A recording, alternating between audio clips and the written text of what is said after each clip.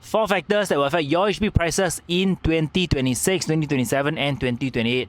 Hey, welcome to the YouTube video. Today I'm going to share with you 4 factors that I believe all HDB upgraders should know in the next few years if you're looking to upgrade. Regardless, your HDB is worth 1,900,000 today. So the most common question I get every day is, hey Ken, my old HDB, 40 years old, what is the outlook for the next few years? Should I upgrade today? Can I afford to upgrade? So that's not the most important thing. I share with you my own story is that I upgraded for a 4-room flat, 400,000 in Sengkang to a 4-bedder condo in Canberra. And now today, I've just upgraded to a 3-bedder condo, a mixed development in Tampines. So I managed to do so with the help of my mentors and everything with good advice. So what I'm trying to say is, if given a chance, allow me to share with you the best advice I can that may support you in your upgrading journey, be it upgrading or downgrading. So the 4 factors I can share with you today is, number 1, every HDB starts with a 99-year lease. There is a lease decay. So today, half of all HDB in Singapore has reached 40 years old. And the youngest buyer to the plus the remaining lease of the flat must hit 95 in order for the buyer to use full CPF and grant. So imagine if you are the buyer, you're too young and you cannot use your full CPF. What is the outcome? You have to use more cash. So will the buyer be keen to use more cash? Throughout my real estate journey, all buyers want to use their cash for renovation or buying appliances, etc. So that's point number 1. If the buyer cannot use their full CPF to use more cash, there's a tendency for them to want to hold back. That's point number 1. So your buyer get lesser. Point number 2. VERS and SERS. The latest announcements actually state that there's no more SERS confirmed already. So in the future, when flats hit 70 years old, HDB can select you for VERS, volunteer en bloc. So with SERS, you have to en bloc and you get a large sum of money. With VERS, it's very clear that when the time comes, you have 2 choices. You have to go through en bloc. So go through or don't go through. If you go through, you have 2 options. One is take the money or take a replacement flat, most likely.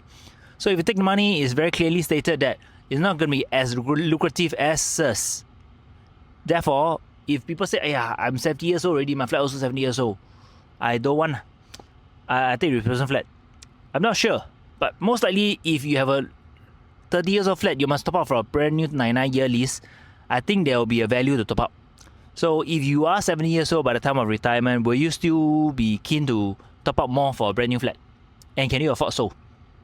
So that's if you go through VERS and you go through the en bloc. So my understanding is if elderly, maybe they choose not to en bloc. Don't go through. So if don't go through, what's the outcome? Don't go through, most likely, you guys have to stay till the end of the lease, the remaining 30 years.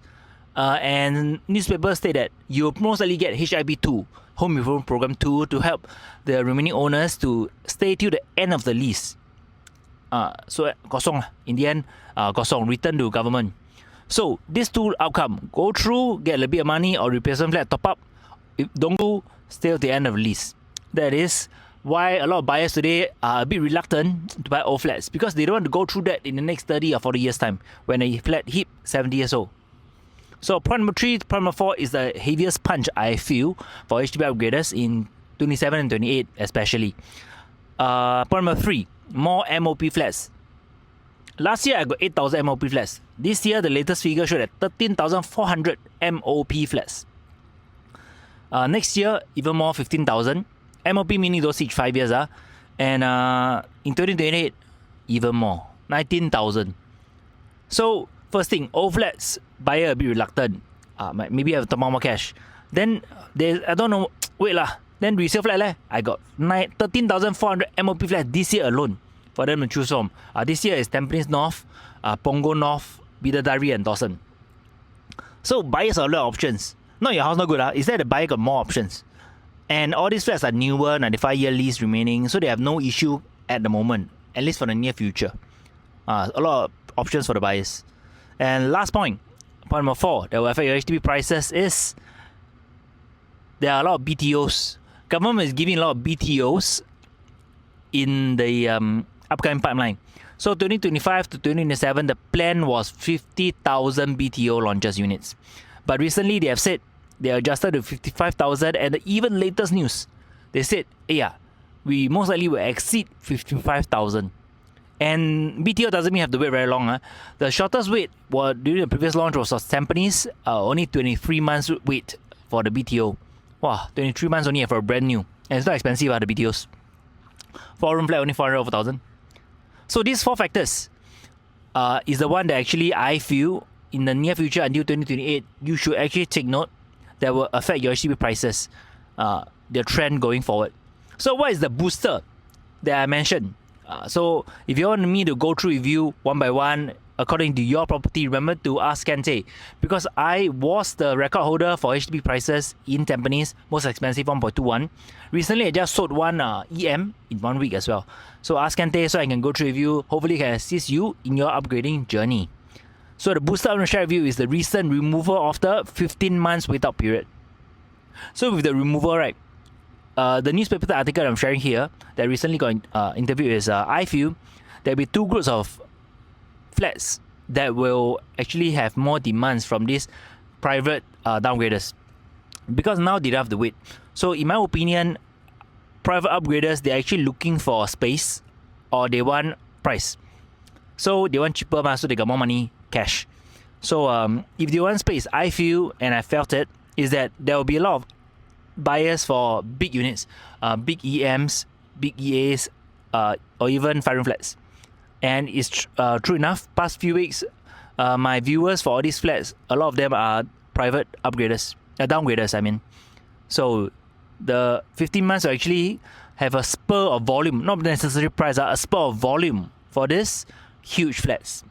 And lastly, what's the other group that will benefit from 15 months?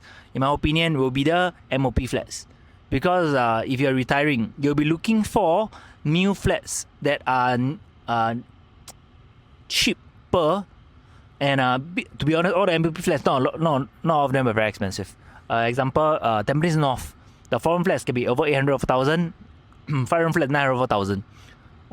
For a downgrader with $2 million budget, they can still have a almost brand new HDB flat, yet they have enough liquidity for them for their retirement. So 2025, 2026, 2027, 2028, these are the four factors that you should understand so that you know and can plan your upgrading or when's the best time to sell. So ask Kente or drop me a WhatsApp if you have any questions. I am very, very focused on HDB, on EC, and in condo. I'll see you.